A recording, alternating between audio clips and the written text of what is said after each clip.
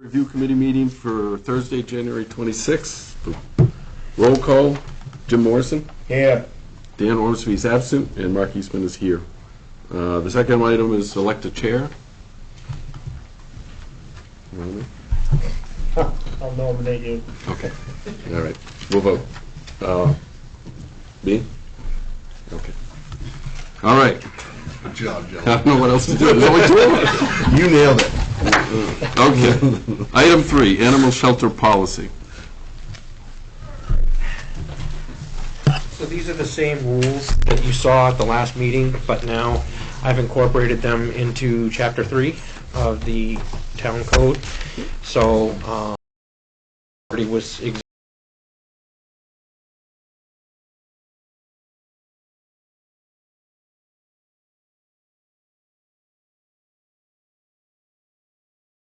for word what you have. Yep. Do we need to do anything with it? Unless you have questions, I don't know. I don't have any questions. Do you have any questions, Jim? No, I don't. Okay. Guess Okay. we're good. All right. Item 4, fee schedule changes, animal shelter. That was the same thing. We had modified a couple of fees because they were incorrect from what we were actually charging. We're already charging, I think it was $9 a day for cats and $12 a day for dogs for boarding. If people are, if they, we pick up a stray, the time between when we pick it up and they claim it, they pay the boarding fee. And the ordinance said something different. I can't quickly find it at the moment, but. And then the other fee that we changed was the adopting fee. Again, it said 75, and it really is 100. So it's just, that was it for that. Okay. And then they added the fee, the new fee that was added was the $100 surrender fee. Mhm. Because surrendering was something that wasn't allowed before, and now we're allowing it. Okay. One quick question is, surrender fee, if we're gonna get the situation where they don't have the money to maintain the animal, they don't have the $100. What Yeah. then? My thought was that we could have some type of a, for lack of a better word, like a scholarship fund or whatever for situations. We've already got people that donate food and donate toys and blankets and everything else. I'm sure that they would. Have an account, Yeah. have donations go into that. Yeah. But, I mean, that would have to be up to Allison to decide whether that was warranted truly or not. It would likely work somewhat like our senior center, which has a $6 fee for meals, but has a fund for those who can't afford, that can access a meal a week through that program, and that's all done by donations. There's one grant that comes in, but the rest is private donations for people who donate so that others can have meals through the program. It would work similar to that if we Yeah. did that. I can't see chasing a fee down. No, I think the idea is, you know, if, hey, I'm moving to Texas next week and I can't take my dog with me, and, you know, the town shouldn't be stuck with that bill, so $100 helps Yep. helps pay for boarding and food and stuff until they can find a place. And it's not an automatic. If the dog is Yeah. ugly, or if the dog has a history, or those kind of things, Yeah, it's we up to her already have discretion. things in place where we don't deal with that. Yeah. Okay. Any other questions? None from me. I move we send it on to the council. Okay, I'll second it. All in favor? Okay. Do you want to stay right here, Luke? Item 5, private holiday expression policy. Are you speaking to that, or? Well, Sue wrote it. I did look it So over. if you want to throw rocks, he said. Team player. Considering how many times I've never thrown anyone under the bus.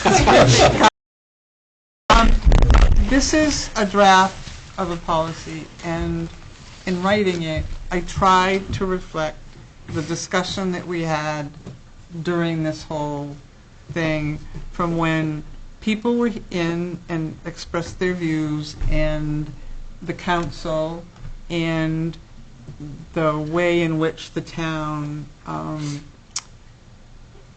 maintains a respect for its tradition, but also allows for new tradition, actually, which is a location for private expression. And the reason I did it this way is that we have the building, we have each side of it is the same size, and 10 by 10 display area there for private expressions. It's visible, it's central, it's similar to the manger display area in the fact that it's very visible.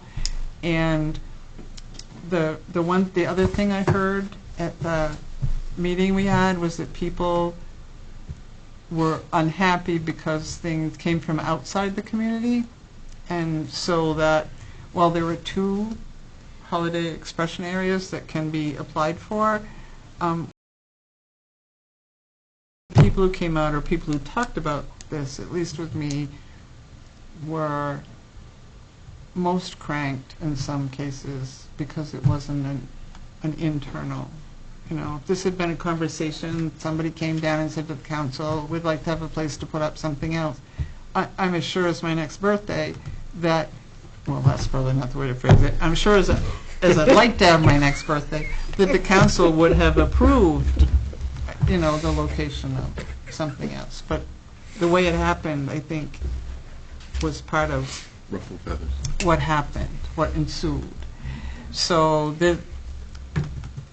we said we would do a policy so that it's first come, first served. There are 2 opportunities, application beginning in November. There's no vulgarity, no hate speech, no meaning that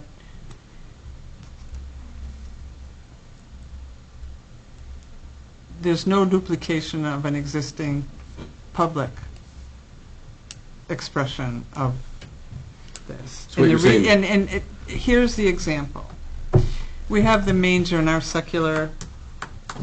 lights in the tree and stuff around that. We would not accept an application for another manger on that property because there's already a public display. That's to prevent further issues down the road if we were to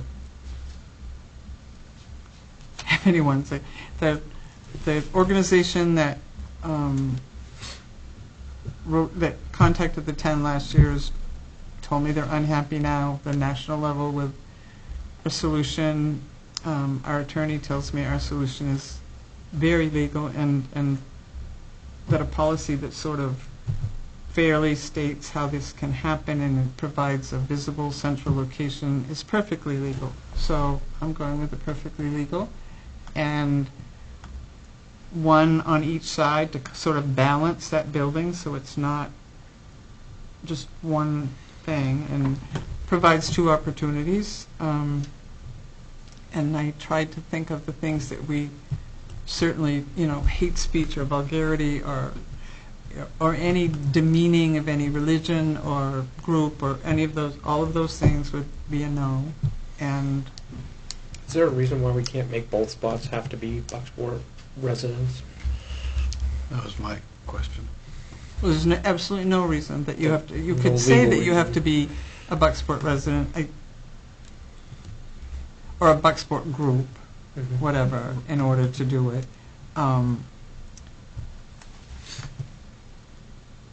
I would have to think about it. The only reason I mentioned is the most current request came from outside the community. It could just as easily have come from inside the community if anyone had wanted to do that, but it didn't. Understood. Doesn't it come down to rules and regulations and what level of government those rules and regulations come from? Whether they're local, state, national? Well, It does, Jim, in that, except that whatever we do here locally has to also be legal at the other two levels of government. And, I mean, we can't do something, pass a regulation here that's illegal at the state level. My point is that somebody in Washington DC don't like something we're doing here, and they see a national law that says that we have overlooked, they can tell us that we need to clean up our act, or, you see what I mean? I So do. We can't just say, you gotta be from Bucksport to make a complaint here, you know, to change things here. Well, the complaint was just that we weren't allowing things from other religions. If we allow things from other religions, I don't think it has to be from somebody from DC. But it was from a national organization. I use DC because it's... Yeah, no, I know. You know. It doesn't limit it to, it's first come, first served. November 1st is the application date.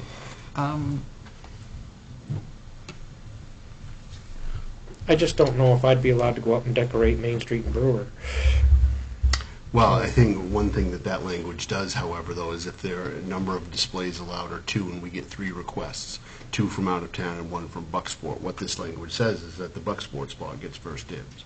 Yep. I I'm fine with think that. that's valuable. I think what it says is the first that comes along, not necessarily whether they're from Bucksport. It says Well, but first come, first if the served. first- She said that 3 or 4 times. But if the first 3 came and they're from out of town, if the 4th one's from Bucksport, they're still going to get preference. They're still going to get it Policies, right. because one of them is going to go to Bucksport. Because of this caveat. That's right? correct. You take that out, and then Jim's point is 100% right. It's the first 2 groups, no matter where they're from, get the 2 spots. But it It was just a thought. You guys make the decision. I know that my compromise, which is what my one has to be rather than 2 has to be, is not to appear to be insular. You know, that there's no group that we would want to put up display in our community, and I don't know that that's true. I mean, there may be... We have to be careful because we have a lot of out-of-town entities that have businesses and stuff here. If they decided they wanted to put something up and we've limited it to Bucksport, folks that reside in Bucksport, and there's an entity that actually has a headquarters in D.C. or something, and we're not allowing them to put something up would be short-sighted. Yeah, I'm fine the way it's written. It just seemed, I did hear that the desire for, so I thought if we had 2, one was dedicated to Bucksport, and the other didn't have to be from Bucksport, that was, and having 2 There certainly spots was angst was... about not being from Bucksport, so I think what you've written down there covers a lot of Yeah, I what would was agree. captured. Yep. And the other piece in that is that we've expanded it from the just one that we, it does talk about signs not being bigger than 12 square feet, whether it's this way or, you know, whatever, so that it's not, and that the display is within the perimeter, the 10 by 10. It's pretty simple, but it's designed to be so that it is easily understood and that it is manageable without it turning into a 27-page application for things, but also addresses concerns over the town's compliance with things. This Where are we putting this in the code? hmm? Where are we putting this in the code? Well, there are other policies that the town has. It's my understanding from someone who notified me of this.